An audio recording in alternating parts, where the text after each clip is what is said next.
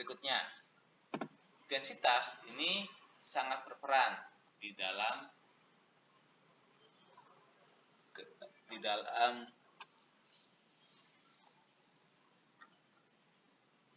penerapan di lapangan. Misalnya kaitan dengan strength to weight ratio. Yang kita inginkan adalah kekuatan. Namun, kekuatan seringkali berkaitan dengan densitas, dengan berat. Semakin tinggi kekuatannya, densitasnya semakin besar. Nah, makanya penting ada strength to weight ratio. Kita menginginkan kekuatan optimum dengan weight atau berat yang minimum. Berikutnya adalah ekspansi termal. Densitas dari suatu material merupakan fungsi temperatur. Tadi kita sudah bahas, volume terkait dengan suhu.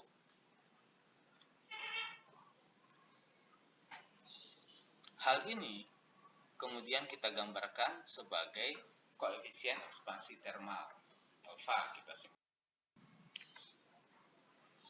Biasanya kita tulis sebagai milimeter per milimeter per derajat Celcius atau per derajat Celcius saja. Ini persamaannya sudah pernah kita dapatkan waktu kita mempelajari fisika dasar. Kemudian, apakah berperan? Ya, dalam manufaktur termal sangat berperan. Salah satunya untuk feed shrink feed dan expansion feed assembly. Maksudnya begini, ketika kita memiliki suatu sambungan, katakan sambungan pipa, maka untuk memperkuat sambungan pipa itu kita dapat ikat dia dengan kawat, kemudian kawat itu kita puntir sehingga dia kuat. Namun kalau seperti itu bentuknya akan jelek, maka untuk membuat dia terikat dengan kuat tapi bentuknya tetap baik, maka kita bisa membuat suatu cincin kawat. Cincin kawat itu kita buat dengan diameter yang sedikit lebih kecil dari diameter pipa.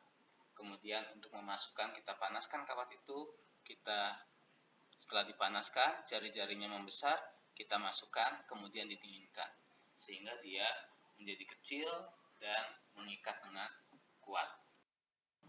Berikutnya adalah sifat pelelehan. Titik leleh dari suatu unsur merupakan temperatur terjadinya perubahan wujud unsur murni dari padat menjadi cair. Misalnya air meleleh, ya, tadinya es berbentuk padat menjadi cair, dan sebaliknya air menjadi es, itu pembekuan kita sebut sebagai titik beku atau freezing point. Masing-masing itu ketika air meleleh maka dia akan melepaskan kalor, sementara ketika air membeku dia akan es meleleh akan membutuhkan kalor, air membeku dia akan melepas kalor. Pelelehan logam alloy. Alloy adalah campuran dari suatu material, dua buah material logam biasanya atau lebih kita campurkan, maka dia akan membentuk suatu logam alloy, misalnya kuningan atau perunggu yang merupakan campuran dari beberapa jenis logam. Tidak seperti logam murni, logam alloy tidak memiliki titik leleh tunggal. Kenapa? Karena dia dicampurkan dari dua buah logam yang berbeda, sehingga masing-masing akan meleleh pada titik lelehnya masing-masing. Misalnya dua buah logam masing-masing meleleh pada suhu 400 dan 500. Ketika alloy ini kita panaskan sampai suhu 400, logam A mulai meleleh, tapi logam B belum. Nah, 400 ketika mulai terjadinya pelelehan salah satu ini kita sebut sebagai solidus. Ketika kita panaskan dan semuanya akan meleleh pada suhu 500 derajat Celcius, dia disebut sebagai liquidus. Keduanya sudah meleleh. Nah, ada pengecualian. Apa itu? Eutectic alloy. Dia meleleh pada temperatur tunggal. Dia biasanya dibentuk dari logam-logam yang memiliki titik leleh yang berdekatan. Berikutnya adalah pelelehan material non-kristalin atau material amorf. Pada material non-kristalin, misalnya gelas, terjadi transisi gradual, bertahap. Misalnya kita punya penggaris dari plastik. Ketika kita panaskan, penggaris plastik ini tidak langsung mencair, tapi dia melunak terlebih dahulu. Makin panas dia makin lunak, sampai kemudian dia akan meleleh.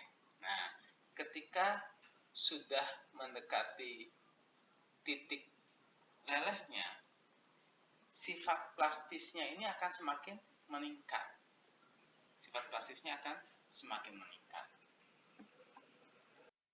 Berikutnya, pelelehan dalam manufaktur, misalnya untuk metal casting. Metal casting berarti bagaimana kita memanaskan suatu logam, kemudian kita cor, kita bentuk dalam suatu bentuk tertentu. Ini metal casting. Plastic molding juga sama. Ini kalau ini pada metal, pada logam, kalau plastic molding pada polimer. Kemudian sintering. Apa itu sintering? Sintering adalah proses pemanasan serbuk logam. Serbuk logam kita padatkan, kemudian kita panaskan, mendekati melting point. Tidak meleleh, mendekati. Misalnya dia meleleh pada 400 derajat, maka kita sinter bisa pada 370, 80, atau 390 derajat Celcius. Ini memiliki karakteristik yang berbeda-beda. Berikutnya adalah kalor jenis. Apa itu kalor jenis? Banyaknya kalor yang dibutuhkan untuk menaikkan temperatur satu satuan massa dari suatu material sebanyak 1 derajat Celcius. Kita sudah bahas pada saat kita belajar fisika dasar. H sama dengan MC delta T. Kemudian ada nanti as Black dan seterusnya. Silakan Anda buka lagi bukunya. Berikutnya adalah kalor jenis volumetrik. Kalor jenis volumetrik hampir sama dengan kalor jenis, namun yang berkaitan dengan volume.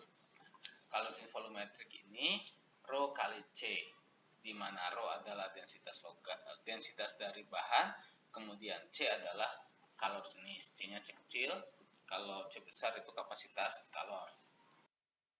Berikutnya adalah konduktivitas termal. Konduksi termal adalah perpindahan energi panas dari suatu material tanpa disertai dengan perpindahan materialnya. Difusi termal ini lebih umum digunakan untuk analisis perpindahan panas. K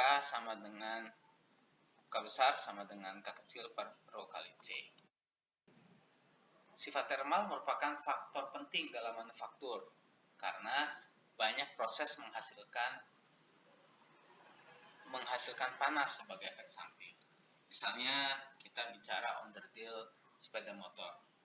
Sebaiknya Anda mengganti onderdil sepeda motor tidak dengan yang KW, dengan yang asli. Kenapa?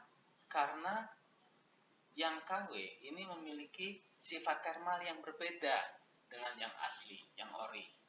Nah, ketika sifat termalnya berbeda, maka dia akan, misalnya kita bicara pemuaian, dia akan memuai dengan kecepatan yang berbeda.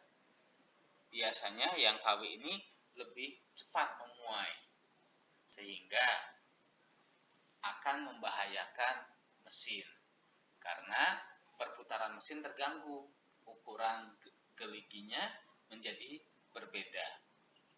Ini salah satu contoh. Berikutnya adalah sifat listrik. Listrik pada logam dihantarkan oleh elektron. Tetapi pada bahan semikonduktor itu dia dibawa oleh elektron dan hole. Apa itu hole? Hole adalah titik kosong yang ditinggalkan oleh elektron. Sementara pada larutan pembawa muatannya adalah ion. Jadi pembawa muatan ada elektron, ada hole, ada ion. Kemudian pergerakan elektron pada konduktor mematuhi hukum dapat dijelaskan oleh hukum Ohm. I sama dengan E per R atau E sama dengan I kali R. Silakan Anda baca lagi hukum Ohm-nya. Kemudian hambatan juga sudah pernah kita pelajari. Silakan Anda buka lagi. Resistivitas juga sama. Nah, konduktivitas ini merupakan kebalikan dari hambat jenis. Jadi konduktivitas listrik adalah 1 per rho. Satuannya 1 per ohm meter atau kadang disebut sebagai Siemens. Nah, rekayasa material dan kelistrikan. Seringkali kita membutuhkan suatu bahan dengan sifat kelistrikan tertentu, maka kita lakukan rekayasa. Misalnya dengan menggunakan keramik dan polimer untuk mendapatkan konduktor non-logam. Nah, bahan semikonduktor merupakan material yang dalam kondisi normal bersifat isolator, namun setelah mendapatkan energi dari luar, dia bersifat sebagai konduktor. Energi dari luarnya dapat berupa panas atau listrik. Nah, material yang paling umum adalah silikon. Sifat kelistrikan dapat kita bedakan misalnya untuk kelistrikan mesin dan seterusnya. Demikian yang bisa kita sampaikan untuk hari ini. Terima kasih. Wassalamualaikum warahmatullahi wabarakatuh.